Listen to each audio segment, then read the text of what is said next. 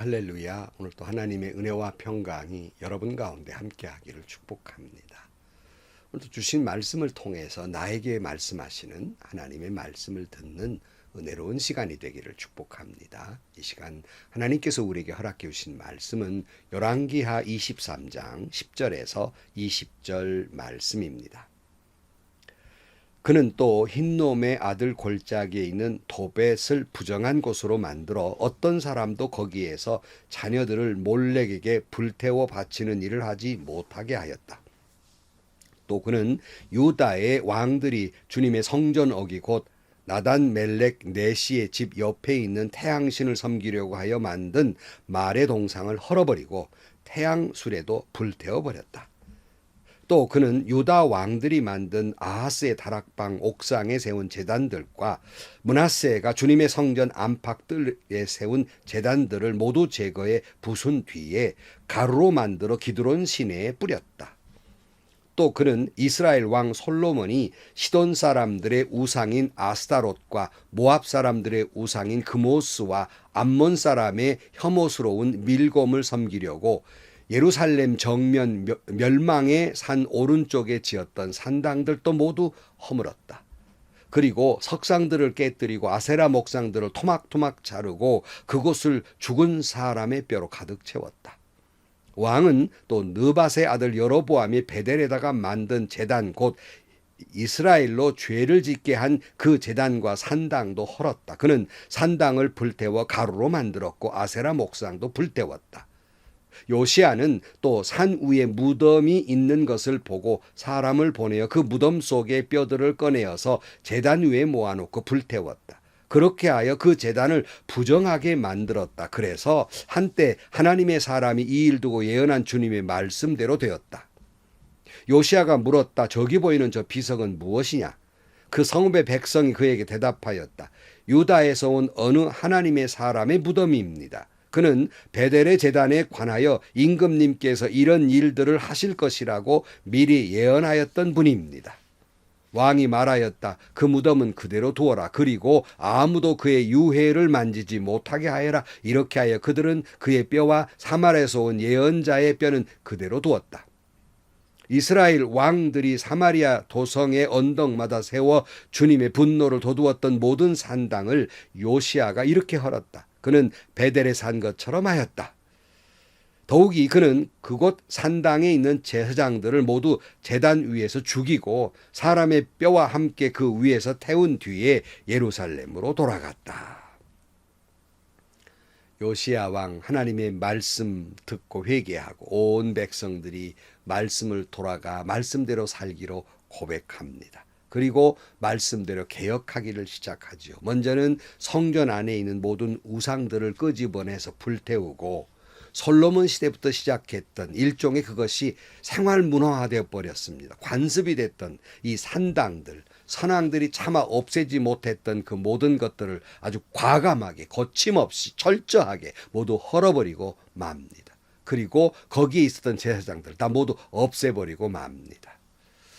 요시야 왕은 먼저 성전 안에 있는 것들로부터 시작을 해서 성전 밖에 있는 것들을 개혁하기 시작합니다.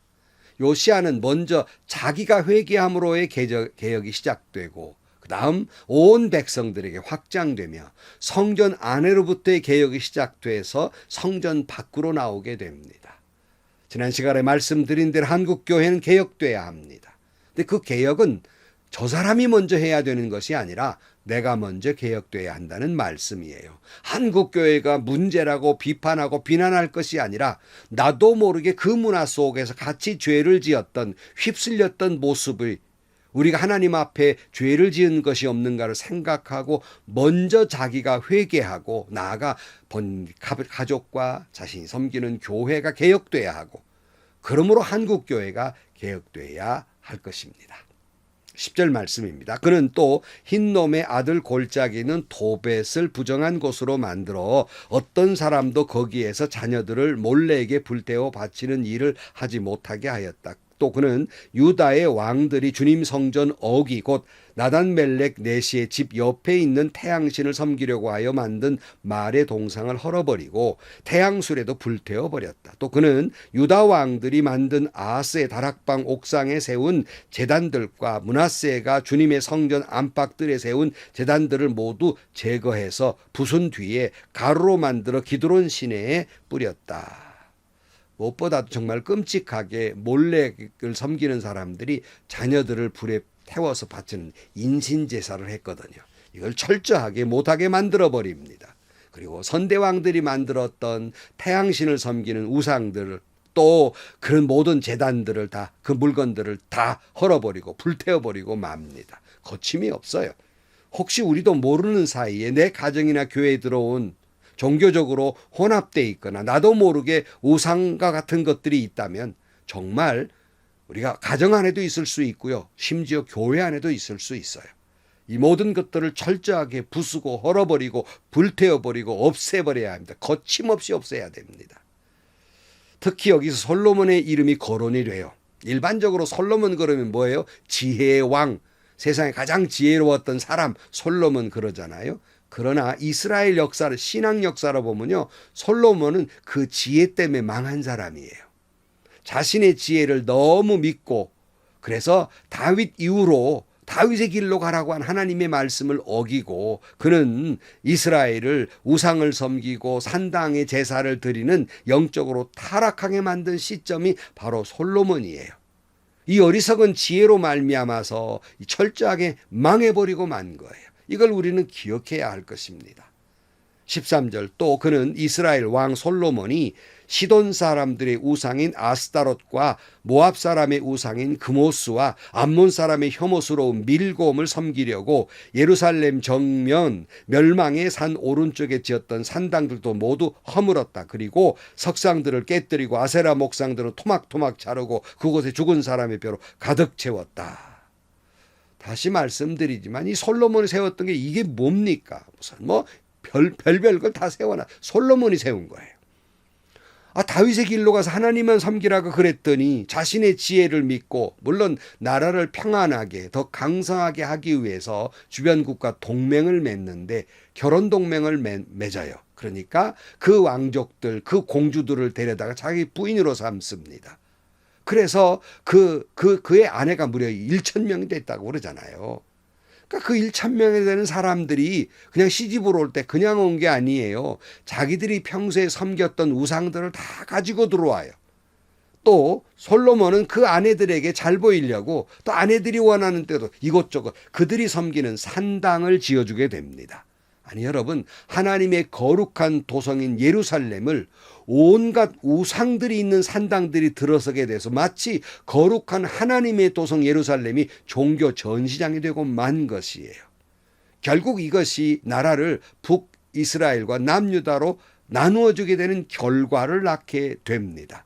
이때 세웠던 우상들, 산당들 이것이 남아있는 거예요. 이걸 다 헐어버린 겁니다. 그리고는 죽은 사람 뼈로 채워놔 버렸어요. 부정하게 만들었다는 거죠. 유대 사람들은 그걸 부정해서 곁에도 가지 않거든요. 곁도 주지 못하도록 그 만들어버리고 만 것입니다. 요시야 왕의 개혁은 자기 남유다만 그치지 않고 물론 같은 민족이었기 때문에 북쪽으로 가서 이제 이미 다 포로로 끌려간 상태니까 북쪽은요. 베델까지 올라갑니다. 그 개혁은 베델까지 확장을 하게 돼요.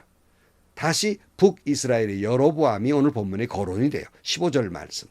왕은 또 느밧의 아들 여로보암이 베델에다 만든 제단 곧 이스라엘로 죄를 짓게 한 그 제단도 산당도 헐었다. 그는 산당을 불태워 가루로 만들었고 아세라 목상도 불태웠다. 요시야는 또 산 위에 무덤이 있는 것을 보고 사람을 보내어 그 무덤 속에 뼈들을 꺼내어서 제단 위에 모아놓고 불태웠다. 그렇게 하여 그 제단들을 부정하게 만들었다. 그래서 한때 하나님의 사람이 이 일을 두고 예언한 주님의 말씀대로 되었다.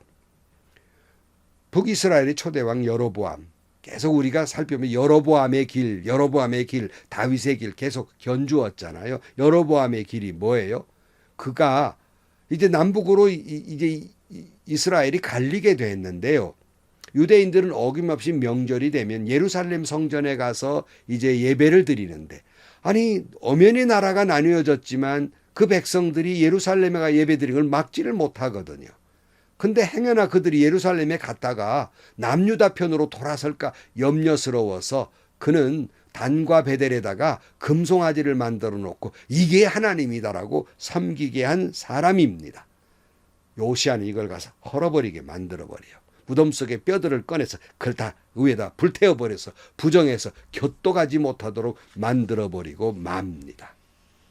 근데 여러분, 이 일은 우연이 아니었어요. 요시야 왕이면 개혁의 기치를 붙들고 막 개혁하는 의지 때문에 된 게 아니라 이미 하나님이 예언하고 있다는 사실이에요. 그 말씀이 17절에 이어져요. 요시야가 물었다. 저기 보이는 저 비석은 무엇이냐? 그 성읍의 백성이 그에게 대답하였다. 유다에서 온 어느 하나님의 사람의 무덤입니다. 그는 베델의 대단에 관하여 임금님께서 이런 일들을 하실 것이라고 미리 예언하였던 분입니다. 왕이 말하였다. 그 무덤은 그대로 두어라. 그리고 아무도 그의 유해를 만지지 못하게 하여라. 이렇게 하여 그들은 그의 뼈와 사마리아에서 온 예언자의 뼈는 그대로 두었다. 무덤을 파서 이제 그 뼈들을 옮기는데 한 비석이 보인단 말이에요. 그 뭐냐 물었더니 이제 여로보암 왕 시절에 남유다에서 온 하나님의 사람이 당신께서 지금 요시야 왕이 그걸 개혁할 것이라고 예언한 그런 사람의 묘입니다. 그랬어요. 그 예언 언제 했나? 우리가 이미 앞에서 살펴보았어요. 열왕기상 13장 1절에 그 대목이 나옵니다. 여로보암이 제단 곁에 서서 막 분향을 하려고 하는데 바로 그때 하나님의 사람이 주님의 말씀을 전하려고 유다로부터 베델로 왔다. 그리고 그는 그 제단 쪽을 보고서 주님께 받을 말씀을 외쳤다. 제단아 제단아 나 주가 말한다. 다윗의 가문에 한 아들이 태어난다. 그 이름은 요시야다. 그가 너의 위에 분향하는 산당을 제사장들을 너의 위에서 죽여서 제물을 바칠 것이며 또 그가 너의 위에서 그 제사장들의 뼈를 태울 것이다. 바로 그때에 그는 한 가지 징표를 제시하 이렇게 말하였다. 이것은 나 주가 말한 징표다. 이 제단이 갈라지고 그 위에 있는 재가 쏟아질 것이다. 이 예언을 이미 한 거예요. 그대로 아무 일어나지 않았지요. 그러나 그 하나님의 사람 이름은 없어요. 그 하나님의 사람의 예언대로 요시야가 그 말씀대로 실행한 거예요. 그러니까 이 모든 일은 무슨 요시야의 결심이 아니라 하나님의 역사 가운데 있는 것이고 하나님은 요시야를 사용한 것이죠.